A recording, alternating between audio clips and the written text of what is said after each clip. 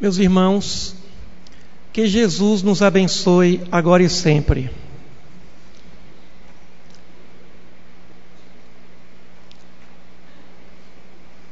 O que é a felicidade?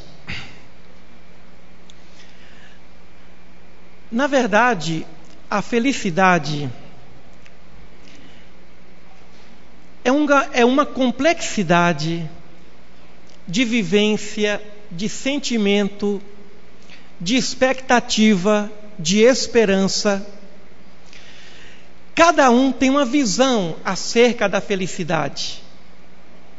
Jesus chamou felicidade o reino dos céus, ou seja, o reino da plenitude intelectual, moral, espiritual.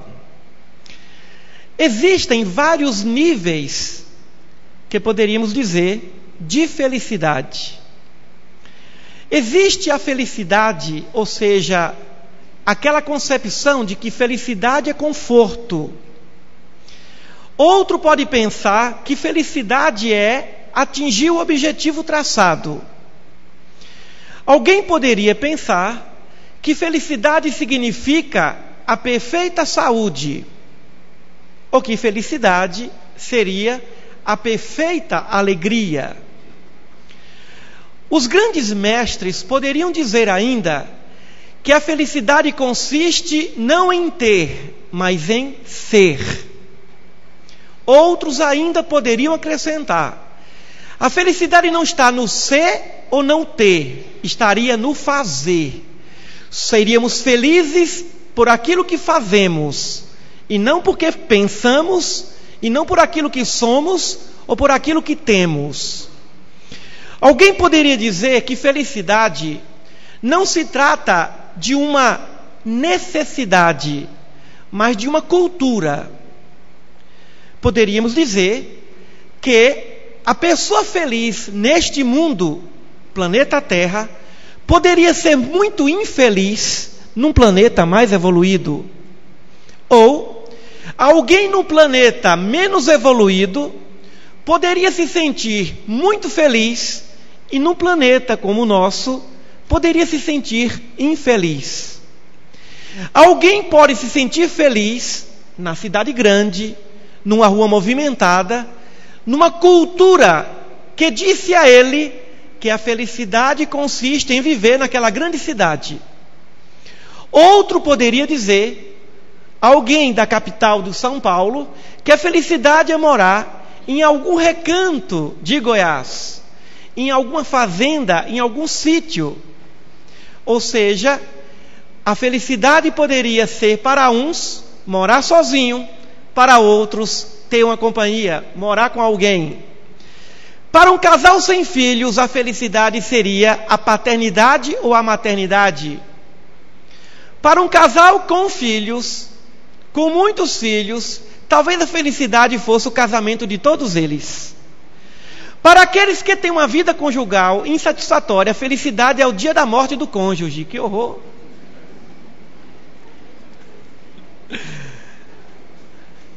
Aqui ninguém está pensando nisso.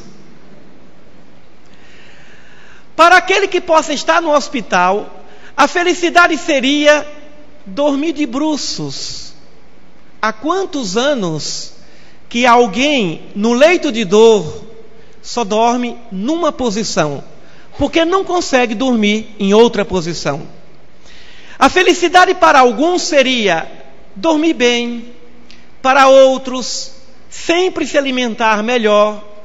A felicidade de alguém no Nordeste seria comer o arroz e o feijão, porque há muito tempo comem mandacaru com farinha. Ou seja, o que é felicidade? Poderíamos pensar como o sociólogo aborda a felicidade. O sociólogo diria que a felicidade é uma questão cultural. A felicidade seria o resultado do que a cultura colocou em nós.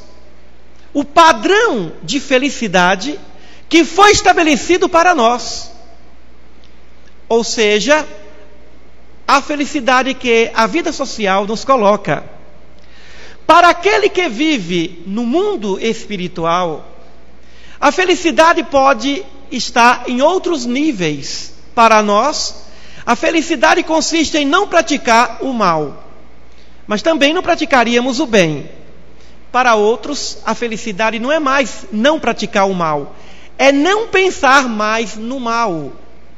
Aquele que não pratica o mal, e que pensa no mal, e que vive no mundo superior, vai ser infeliz porque não vai suportar a disciplina desse mundo superior. O indisciplinado, quando entra no regime de disciplina, fica extremamente infeliz. O doente, quando passa por um tratamento difícil, sente o desconforto e se sente infeliz. Na verdade, há uma diferença entre alegria e felicidade. Nós confundimos alegria com felicidade.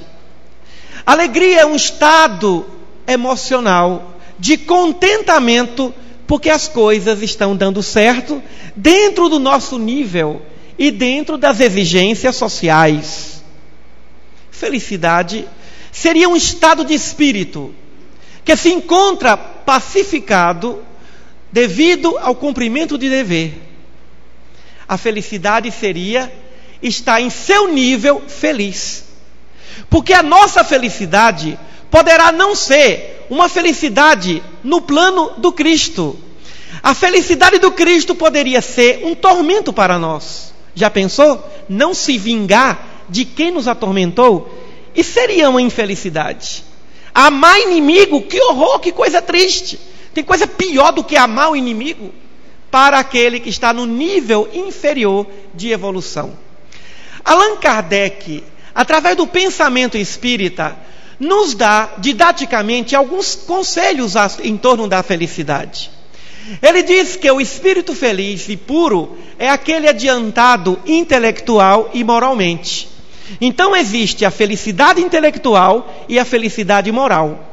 Quando seríamos felizes intelectualmente? Quando nós encontrássemos a resposta ou as soluções para os nossos problemas. Por exemplo, se todos aqui pensarmos nos nossos problemas, estamos aqui porque estamos em busca de uma solução, de um conflito interno, familiar, social, existencial. Para nós, a felicidade talvez seja se livrar de um obsessor, de um perseguidor, ou seja, se livrar de um problema. Seria um conceito de felicidade. Mas a felicidade não estaria no próprio problema? A felicidade para nós é nos livrarmos daquele vizinho que nos perturba. Mas a infelicidade está no vizinho? Não é o vizinho um agente de felicidade que está dizendo: vá morar num lugar melhor, vá viver num bairro melhor, num local onde tem próximo tudo? Aquele vizinho que é portador da nossa infelicidade, da nossa tristeza, do nosso descontentamento, não é uma mensagem da vida dizendo que nós merecemos um vizinho melhor?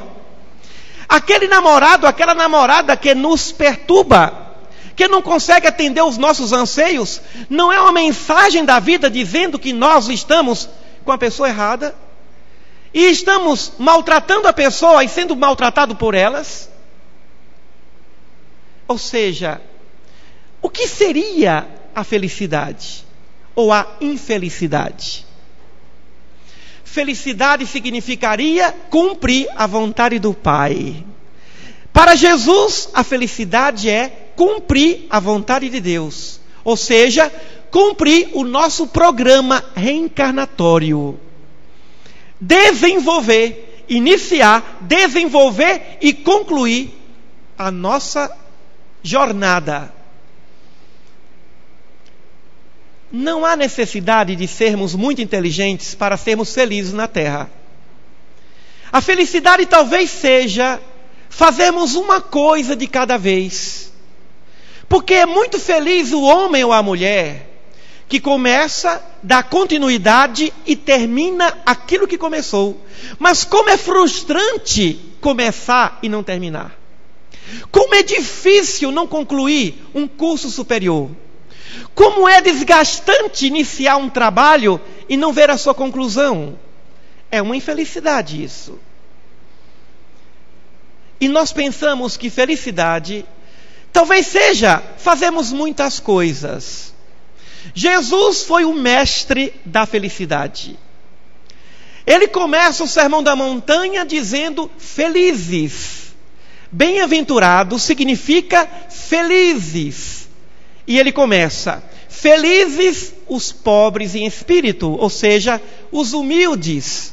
Então ele começa a dizer que o princípio da felicidade é a humildade. Para quê? Para nós conhecermos os nossos potenciais, não sentirmos que somos melhores ou piores, e os nossos pontos fracos. Como é infeliz a criatura que não conhece os seus pontos fracos. Depois Jesus começa o sermão, o lindo Sermão da Montanha, dizendo que feliz é o puro de espírito, porque eles verão a Deus, os mansos e humildes de coração, os mansos e os pacificadores, aqueles que têm fome e sede de justiça, são aqueles, para Jesus, os felizes. Aqueles que não julgam, porque sabem que com a mesma medida que julgar, serão também julgados. Simão Pedro, pensando em defender Jesus, tirou uma espada e feriu a orelha de um soldado no momento em que Jesus foi preso.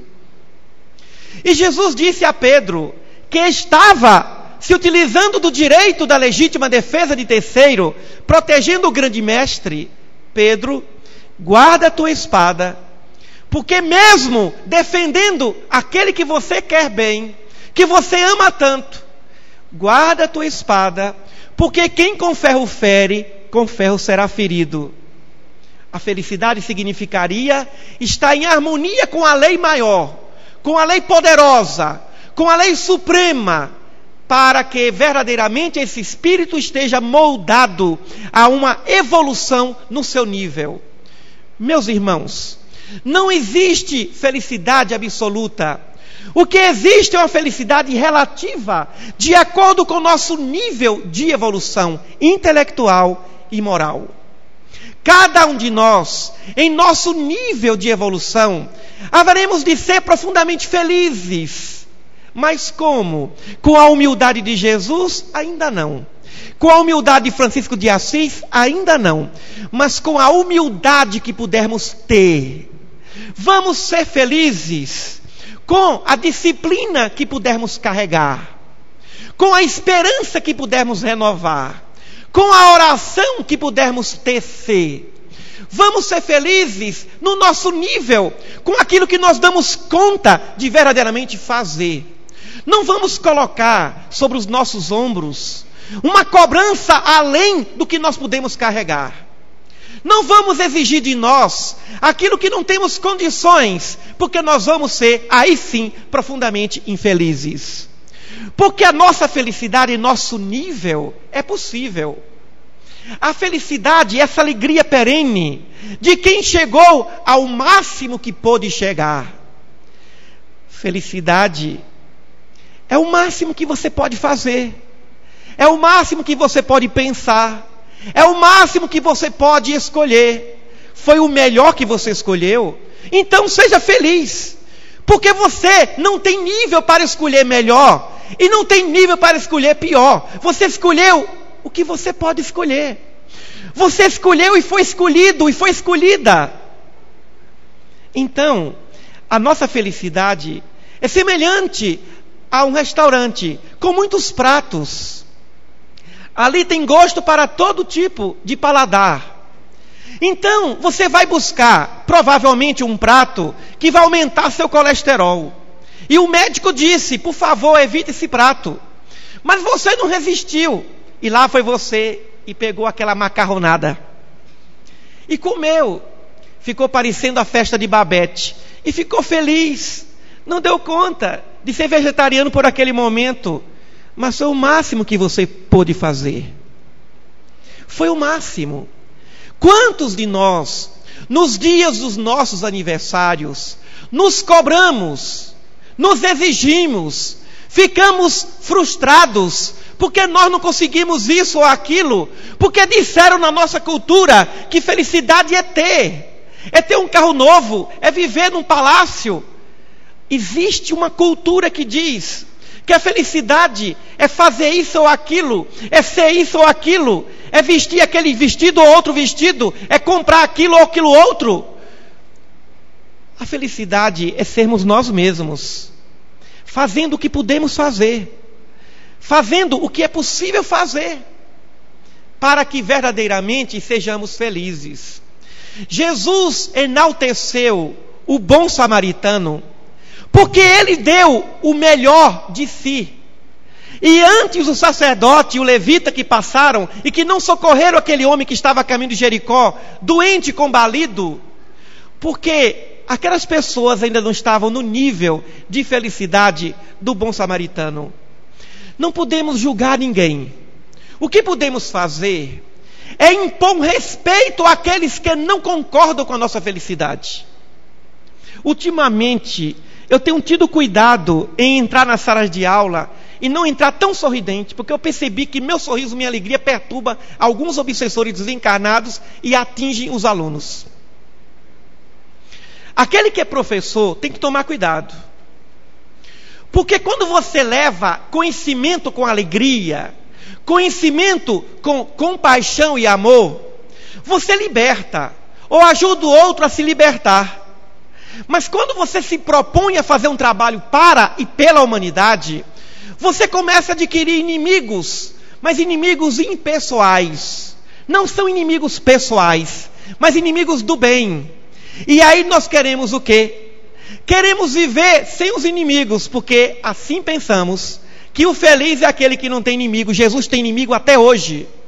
Jesus continuará tendo inimigo por muito tempo. Por quê? Foram os inimigos que crucificaram Jesus. Então a felicidade consiste em você dar o melhor de si, pouco importando a opinião alheia.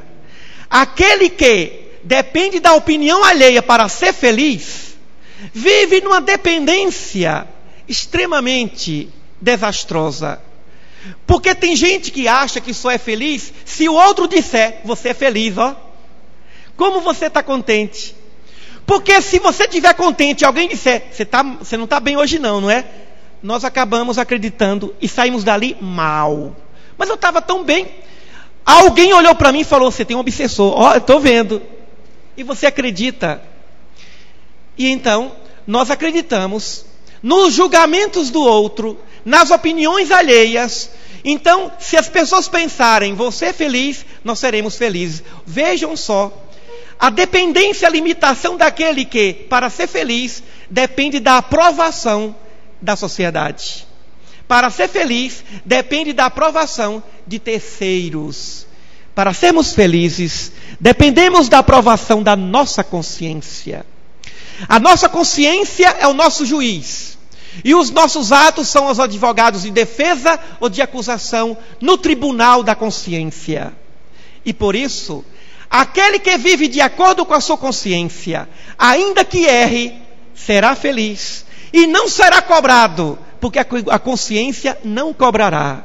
Felicidade é um estado de céu permanente, de uma consciência que age de acordo com seu conhecimento, de acordo com seu saber. Por isso, no nível mais elevado, o espírito feliz e venturoso é aquele que age não de acordo com o coração, não de acordo com os sentimentos, mas que age de acordo com a sua consciência, está alinhado com a sua razão. É o coração apaixonado que diz sim, e a consciência alinhada com a lei divina que diz não. Ou então é a paixão que diz não, e a consciência que diz sim.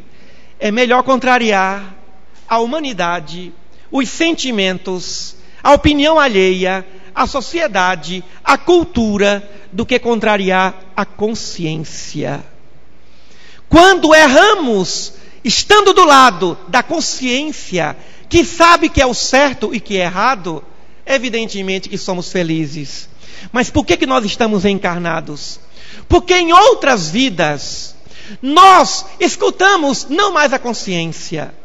No passado, nós colocávamos as nossas consciências no bojo, sob a servidão das paixões e dos vícios, da ambição, da ganância. Nós não estamos aqui porque ignoramos. Nós estamos aqui porque escolhemos ignorar. Quantas as vezes nós obnubilamos as nossas consciências, empanamos o pensamento íntimo secreto da força dessa lei divina. Quando Allan Kardec perguntou: onde está escrita a lei de Deus? Os espíritos responderam: na consciência. Então, é melhor contrariar o mundo, é melhor olvidar a opinião alheia do que empanar, conspurcar a consciência. Agora, sabemos que a nossa consciência é o nosso roteiro, que temos que fazer bem e o melhor que pudermos fazer. Se você não é o pai perfeito, não foi a mãe perfeita, ou não tem sido o filho perfeito, mas tem feito o melhor possível, no seu nível você tem sido perfeito. Então você tem tudo para ser feliz. Sabe o que significa ser feliz? É acreditar na própria razão de ser feliz. Nós não somos felizes, não porque não merecemos, porque não queremos. A felicidade não é um merecimento, é uma necessidade. A necessidade de sermos felizes e fazermos as boas opções. Mas o nosso tema não trata da felicidade. Até agora eu tenho falado sobre a felicidade, mas o nosso tema é o caminho da felicidade. O caminho de se chegar lá, nessa disciplina, nessa alegria profunda, nesse brilho do olhar. A felicidade está no brilho do olhar, na vontade de acertar, de não desistir, de tentar tantas vezes queira, ou seja, de persistir. O caminho da felicidade está na persistência, na paciência. A persistência de Thomas Alva Edison, que passou por tantos experimentos até chegar à incandescência da lâmpada. A persistência do aleijadinho, que encontrou através da arte o caminho da sua felicidade. Nós observamos então a fidelidade. O primeiro princípio é da persistência e depois vem da fidelidade. Somente aquele que é fiel pode ser feliz. A fidelidade de Galileu, a fidelidade de Copérnico às verdades da astronomia, às verdades do movimento de rotação da Terra, a fidelidade de Leonardo da Vinci. Leonardo da Vinci era fiel à perfeição. Gandhi era fiel à não violência. Encontrou através da não violência a razão de ser da sua felicidade. Observamos o próprio Lacan, ou então Jung, ou o nosso pai da psicanálise, Sigmund Freud, que dizia que a felicidade seria a liberação ou a libertação dos nossos princípios inconscientes que nos atormentam. E como diz o professor Roden, deveríamos pensar na felicidade de uma forma consciente e de uma forma inconsciente. Porque muitas vezes estamos felizes conscientemente e infelizes inconscientemente. Para ele, a felicidade seria uma plena convicção, consciente e inconsciente, de uma verdadeira felicidade. E Pietro Baldi ainda comentaria que a felicidade não estaria apenas no inconsciente, no consciente, mas sim no superconsciente, ou seja, no devir, no vir a ser. A felicidade de ser verdadeiramente o que eu quero ser. Ou seja, eu sou feliz pelo que eu quero ser. Espírito perfeito, imortal, construtor de mundos, aquele que vai ser coautor de tantos universos. A felicidade nesse momento, para tantos arcanjos e anjos e querubins, seria a felicidade de ver mundos, constelações sendo feitos, sendo edificados, mundos materiais e mundos espirituais. A plena felicidade no reino dos céus. Um dia, a grande mãe de João chegou para Jesus e disse: Mestre, permita que os meus filhos, André e João, possam estar contigo no reino dos céus. E Jesus aqueceu. Gostaria também, mestre, pedido de mãe, que um sentasse à tua direita e o outro sentasse à tua esquerda. Felicidade plena. E Jesus disse: isso eu não posso garantir, só o Pai pode garantir, só o Pai pode autorizar que um sente à minha direita e o outro à minha esquerda. O que Jesus quis dizer? Que no reino dos céus existe justiça. Se eles merecerem, sentarão, se não, outros tomarão lugar. E Jesus vem colocando em suas parábolas o que é semelhante à felicidade. E ele fala daquele que vai a uma festa e senta nos primeiros lugares, e que pode ser convidado a algum momento a se retirar e sentar num lugar mais ao fundo, se chegar alguém de valor emocional maior para o anfitrião. A felicidade para Jesus significa, se alguém andar 1 milha, vai com ele 2 milhas. A felicidade para Santo Agostinho significava naquele momento uma renovação teológica na igreja, para que a igreja pudesse entender verdadeiramente os princípios do autoconhecimento de Sócrates, que dizia que o homem deveria ser feliz, mas essa felicidade depende do autoconhecimento. E no templo de Delfos escrito está lá: homem, conhece a ti mesmo, e não conhece-te a ti mesmo. É uma redundância, erro de língua portuguesa. Não é conhece-te a ti mesmo. Conhece-te, já disse tudo. Conhece a ti mesmo e conhecerás o universo. E depois tem escrito: e nada em excesso. É a frase completa. Homem, conhece a ti mesmo e conhecerás o universo. O universo de todas as coisas. Ponto.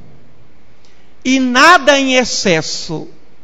Para os gregos e sabedoria grega antiga, a felicidade significa o equilíbrio. Nada em excesso. Nem fazer de mais nem de menos. Nem falar de mais nem de menos. Não se exceder em nada. Para que conheça o seu universo e a posteriori o universo dos demais. Mas poderíamos aqui pensar que a felicidade talvez não seja atingir o objetivo de ser feliz, porque nós vamos chegar lá, e quando chegarmos lá, nós vamos olhar para o passado, olhar para o ontem, e vamos pedir a Deus: Senhor, deixa eu voltar à terra, para que eu possa então ajudar os meus irmãos a serem felizes como eu sou. Assim pensou Jesus. Assim pensam tantos espíritos luminares, espíritos superiores, que poderiam não mais estar aqui no planeta de provas e de expiações, mas vêm à Terra, no sentido de resgatar, por amor, os seus entes queridos, e a humanidade inteira forma a grande família de Jesus. O caminhar, poderá ali no caminhar existir a própria felicidade. Muitas vezes a nossa felicidade não se encontra no nosso caminho. Buda dizia: não busque sua felicidade no seu caminho, porque no seu caminho você não a encontrará. Busque a sua felicidade no caminho do outro, porque é no caminho do outro que você vai encontrar a sua felicidade, perseguindo os seus passos como a sombra. Mas para isso temos que acreditar. Essa crença, essa fé de buscar o reino de Deus e sua justiça, e as demais coisas nos serão acrescentadas. Se tivermos fé, se acreditarmos fielmente, acontecerá. Não acontece ou porque não temos a fé, ou porque não temos ainda a condição de receber aquele tipo de bênção, porque talvez não seja uma bênção, porque tudo que nos acontece é uma bênção. E por isso que na Escritura Bíblica diz: por tudo rendei graças a Deus. Significa dizer que tudo que nos acontece é para o nosso bem, é para a nossa felicidade. Mas não significa dizer que eu tenho que aceitar a injustiça que eu tenho que corroborar com a injustiça. Ou seja, aquilo que me aborrece, aquilo que aborrece a cada um de nós, significa uma mensagem da vida que diz: mude de posição, tome uma decisão, reaja, mas não contra, não pela vingança, reaja pela construção. Se alguém te bateu uma face, dá-lhe a outra, mas não dá a outra para bater não, que vai bater e vai ficar pior. Dê a outra face, a face do temporário afastamento, a face do trabalho. Eu vou dar outra face. Você quer me destruir, e a face que eu vou devolver para você é: eu quero construir. Dar outra face para o destruidor, para o inimigo, o adversário, significa fazer o inverso que ele está fazendo. É voltar-se para um outro sentido. Por essa razão, tudo que nos acontece tem uma razão de ser. E tudo que nos aborrece, irmãos, pensem agora numa coisa que verdadeiramente aborrece a cada um. Já pensaram? Isso me aborrece. A solução está no próprio problema. Tome uma decisão. Não sofra desnecessariamente. Sofre quem quer. Sofre nessa vida quem quer. Sofrimento é a condição de escolha. Dor não. Nós podemos sentir a dor e, diante da dor, tomarmos uma postura, tomarmos uma decisão. Nunca sofrimento. O que é sofrimento em face da dor? É reagir negativamente diante da dor. Então, o que fazer? Ficarmos aborrecidos? Não. Tomemos uma decisão. Tomemos uma atitude diante de todo aborrecimento. Meus irmãos, tudo aquilo que nos aborrece está dizendo assim: tome providências. Faça alguma coisa. Você está aí parado, aborrecido? Tome uma atitude. Mas nunca contra a causa do aborrecimento. Uma vez eu encontrei um homem, um professor na Escola Técnica Federal da Bahia, que tinha 8 cursos superiores. E eu perguntei para ele: por que o senhor fez 8 cursos superiores, o senhor estuda até hoje? Eu fiz isso para não matar uma pessoa que me chamou de burra. Falei: meu Deus, que vingança maravilhosa. E aí no segundo curso eu falei: provei. Por que você está fazendo doutorado? Para ninguém me chamar de burro. Que atitude boa. Meu pai disse que eu era isso, minha mãe disse que eu era aquilo, então vou provar que eu não sou. Como? Vou estudar, vou trabalhar, vou fazer.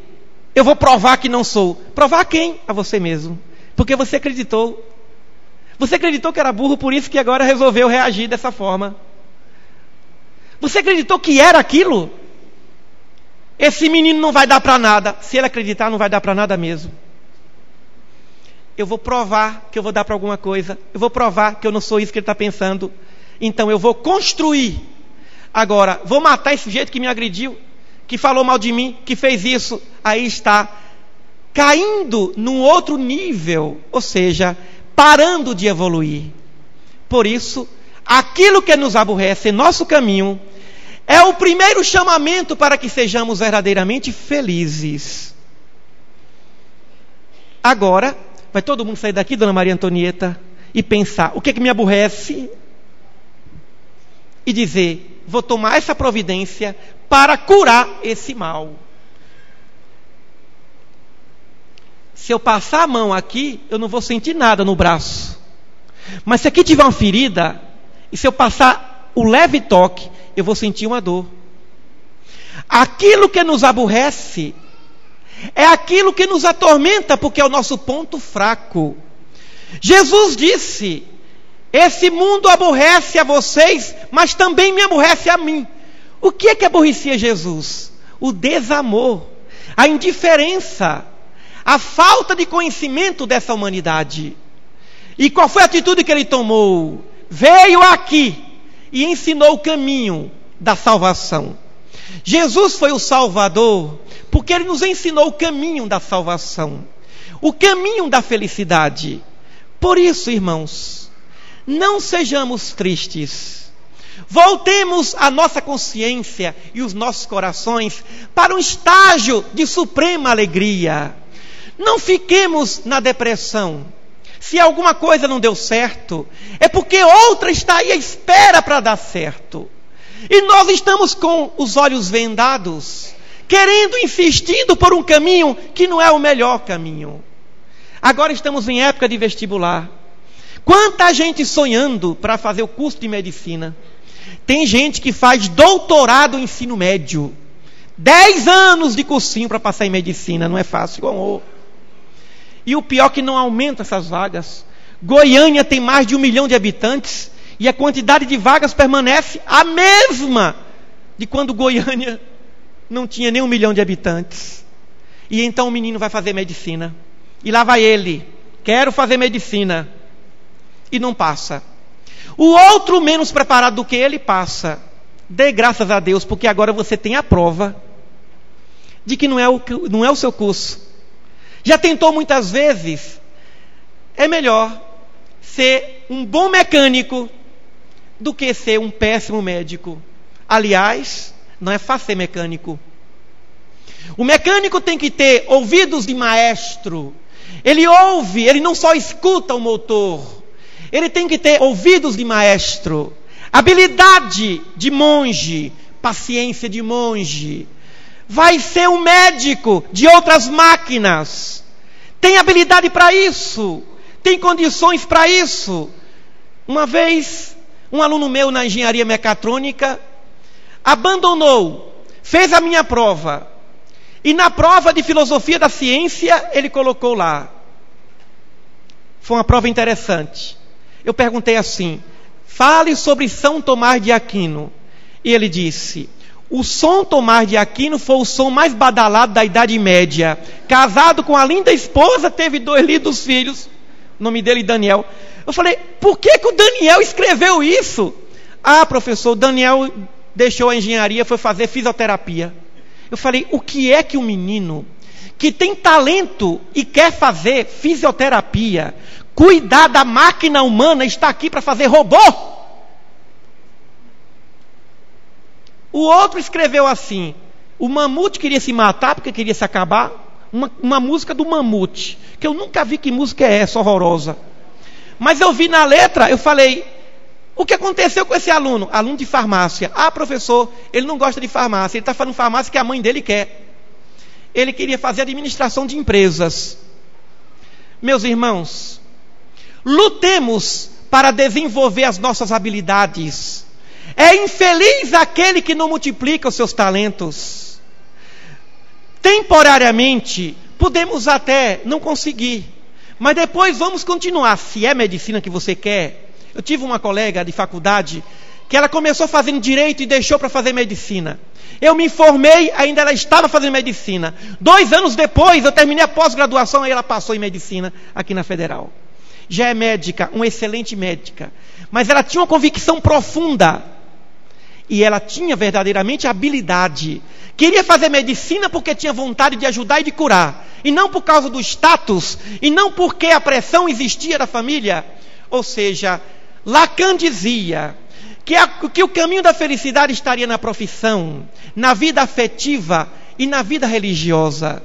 E para outros, na vida social. A infelicidade maior é quando nós temos dúvidas. O que nos causa infelicidade é o medo. O medo de não sermos aceitos. O medo de não termos sucesso. O medo de não conseguirmos atingir o nosso objetivo. É esse o grande inimigo da infelicidade humana. A infelicidade que encontramos pelo caminho é o medo. E a felicidade que encontramos pelo caminho da felicidade é a coragem, é a disciplina, é a humildade. Coragem. Sem a coragem, nós não podemos fazer coisa alguma. Sem a coragem, nós não podemos dar o outro passo. Não nos levantamos depois de uma queda. Temos que vencer esse medo. Medo de ser feliz. Tem um livro intitulado Medo de Ser Feliz. Temos medo da felicidade. Querem ver? Quando uma coisa boa acontece, a gente fala: eu nem acredito que eu estou passando por isso, porque eu não mereço. Nós temos complexos de que nós não merecemos a felicidade. Mas eu encontrei um rapaz maravilhoso, professor, que bom, mas ele é tão bom que eu nem acho que mereço. Falei, merece, mulher de Deus. E nós achamos que merecemos o sofrimento, merecemos o castigo, é o complexo do não merecer. Meus irmãos, somos filhos do Pai, da coisa mais linda que existe na vida, e nós somos deuses, nós somos seres preciosos, não podemos nos abandonar, não podemos deixar a própria sorte, o nosso destino. Recomecemos aqui e agora, saiamos daqui com mais energia, com mais força, com mais vitalidade, e digamos para nós mesmos, eu posso, como o apóstolo Paulo dizia, tudo posso naquele que me fortalece. O caminho da felicidade é o caminho de Deus. Entregue o seu caminho a Deus, como diz o Salmo, e tudo Ele fará. O problema é que nós não temos fé, nós não entregamos o nosso caminho a Deus, nós entregamos nosso caminho a nós mesmos, aos nossos caprichos, às nossas dúvidas, queremos ter controle de tudo. Não vamos buscar esse controle, deixemos que a vida controle por nós, vamos controlar apenas o nosso caminhar, porque no nosso caminho, somente nós haveremos verdadeiramente de sermos verdadeiramente felizes. A felicidade de cada um está no caminho de cada um. Ou seja, Buda encontrou o seu caminho, Hermógenes encontrou o seu caminho, Akhenaton encontrou o seu caminho, Moisés encontrou o seu caminho. Nós encontramos tantos e tantos que através da música, da ciência, da filosofia, da política, do mundo empresarial, que encontram o seu caminho. Bill Gates, aquele jovem que sonhou em simplificar. Bill Gates não ficou rico por causa do mundo. O mundo ficou mais rico por causa de Bill Gates. Porque o dinheiro não é apenas o símbolo da riqueza, mas o bem que ele nos trouxe, o bem que tantos outros cientistas, ou os bens que tantos outros cientistas nos trouxeram. A humanidade ficou mais rica depois de São Tomás de Aquino, depois de Gustave Gelei, de Flammarion. A humanidade ficou mais rica depois de Einstein, diante da sua teoria da relatividade. A humanidade está mais rica depois da doutrina espírita, depois dos grandes gênios, santos, heróis, profetas, que todos venham. A humanidade está mais rica por nossa causa, porque nós estamos aqui, somos espíritas e ao mesmo tempo somos cristãos, e mais ainda, somos criaturas conscientes de que somos filhos de Deus, somos estrelas cadentes nessa vida. Ó, meus irmãos, não desistamos nunca, porque é por esse caminhar que nós vamos encontrar a doçura da nossa plenificação, a razão de ser da nossa vida. Não vamos desistir nunca, jamais, em tempo algum, porque o reino dos céus, essa suprema felicidade nos pertence, e agora cabe a nós colocarmos a mão ou as mãos nesse supremo tesouro. Muita paz.